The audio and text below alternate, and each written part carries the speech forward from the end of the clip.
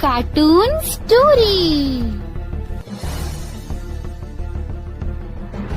बस भाई बस, गाड़ी रोक दो, मेरे साले का घर आ गया। अरे दीदी, जीजाजी, आप लोग आ गए। कैसे हैं जीजाजी?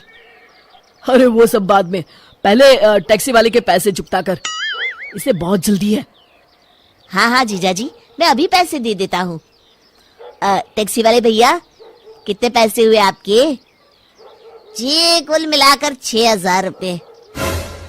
अरे मर गया रे, 6,000? भाई टैक्सी का किराया मांग रहे हो या हवाई जहाज का? अरे जीजाजी, ये क्या है? टैक्सी वाला 6,000 रुपए मांग रहा है। अब क्या बताऊं साले साहब, ट्रेन में सफर करने में आजकल मजा नहीं आता, इसलिए मैं टैक्सी बुक करके ही आ गया। अरे भाग्यवान, तुम बच्चों के साथ सामान लेकर अंदर चलो। क्या भाई, ये तो बहुत ज्यादा है, कुछ कम नहीं हो सकता क्या? ये सब तो आपके जीजाजी को टैक्सी बुक करने से पहले सोचना चाहिए था। एक शहर से दूसरे शहर टैक्सी लेकर जाओगे तो इतने तो पैसे लगेंगे ना। मेरे पास समय नहीं है, जल्दी मेरे पैसे दो। ठीक है, देता हूँ। मनोज मजबूर होकर टैक्सी वाले को पैसे दे देता है। फिर शाम को जब सब लोग खाना खा के उठते हैं, जीजाजी, ये आपका कमरा है। ओह, ये कमरा कुछ ठीक नहीं है। वो कमरा किसका है? वो मेरा कमरा है।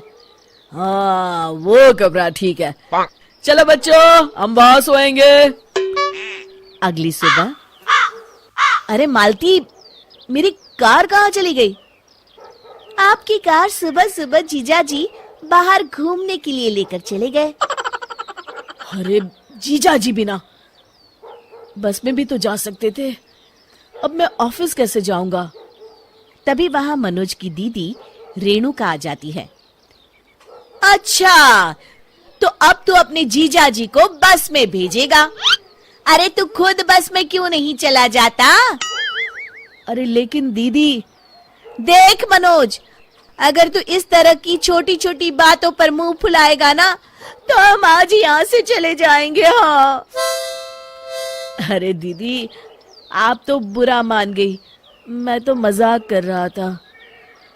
मनोज मन मार कर बस में बैठकर ऑफिस चला जाता है। फिर रोज किसी न किसी बहाने मनोज के जीजाजी उसकी कार लेकर चले जाते थे।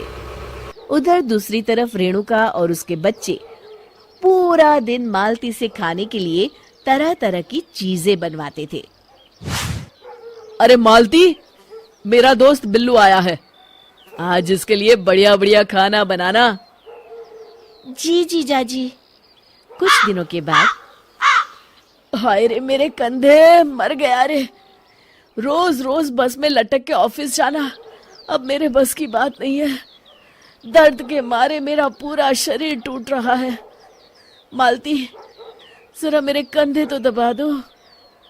अरे सारा दिन रसोई घर में खड़े खड़े और घर की साफ सफाई करने के बाद तो मेरे हाथ पैरों ने जवाब दे दिया है। अब तो मुझसे एक मक्खी भी नहीं मारी जाएगी।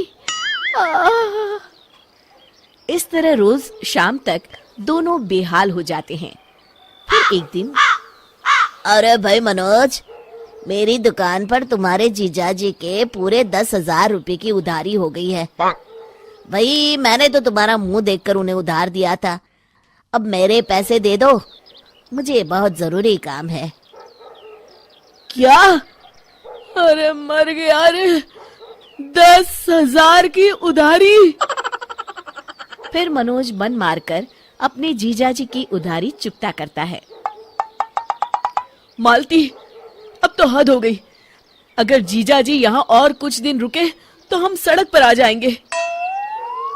आप सही कहते हैं जी, ये लोग इतनी आसानी से यहाँ से जाने वाले नहीं हैं, हमें दूसरा रास्ता अपनाना पड़ेगा। अगले दिन, अरे जीजाजी, आज आप घर पर ही हैं? ये लीजिए मेरी कार की चाबी, जाइए जाइए बच्चों को लेकर कहीं घूम आइए। अरे आज तो कमाल हो गया, ये खुद कार की चाबी मुझे दे रहा है। गजोधर कार लेकर चला जाता है, लेकिन आधे रास्ते में ही कार बंद पड़ जाती है। अरे ये क्या हो गया इस कार को? ये तो पूरा सुनसान इलाका है, यहाँ तो दूर दूर तक कोई नजर नहीं आ रहा। अरे मर गया, अब क्या करूं? फिर गजोधर किसी तरह घर पहुंचता है। मनोज, ये तुम्हारी कार की चाबी। आज के बाद मैं इसे हाथ नहीं लगाऊंगा। हाँ अगली सुबह हाँ भाई मनोज, मालती कहाँ है? अभी तक नाश्ता नहीं लाई। अरे जीजा जी, कल रात मालती गिर गई थी, तब से मालती को कुछ भी दिखाई नहीं दे रहा। मैंने डॉक्टर भी बुलाया है। तभी वहां डॉक्टर साहब आते हैं और मालती की आंखों की जांच करने लगते हैं। हाँ भाई डॉक्टर, क्या बीमारी है, कुछ पता चला? मनोज, ये आदमी कौन है जो इतनी बदतमीजी से बात कर रहा है? डॉक्टर साहब, ये मेरे जीजा जी हैं। ओ जीजा जी, अरे माफ करना, आपका तो बोलना बनता है जी। देखिए, सर पे भारी चोट लगने की वजह से इनकी आंखों की रोशनी पूरी तरह जा चुकी है। अब ये कभी नहीं देख पाएंगी। अच्छा, अब चलता हूँ मैं। फिर अगले दिन से घर का सारा काम रेणुका को करना पड़ता है। उधर मनोज की कार खराब होने की वजह से जीजाजी भी कहीं घूमने नहीं जा पाते।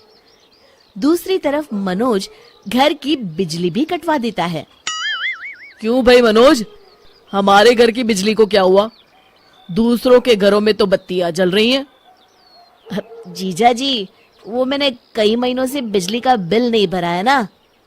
अरे तो जाकर पहले बिजली का बिल भरो। अरे जीजाजी, हजारों रुपए भरने पड़ेंगे। मेरे पास अभी इतने पैसे हैं नहीं। अब तो इसी तरह गुजारा करना पड़ेगा जी। इस तरह गजोधर और रेणुका का उस घर में जीना मुश्किल हो जाता है।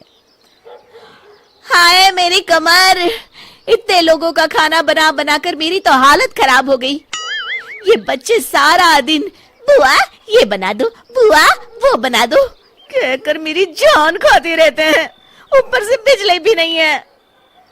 तुम सही कहती हो, सारी रात गर्मी में मच्छर काटते रहते हैं।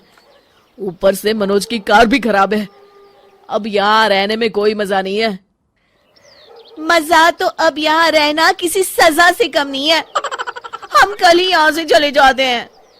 हाँ हाँ, कल ही चलते हैं। अगले दिन मनोज की जीजाजी और दीदी घर छोड़कर चले जाते हैं। Yeah.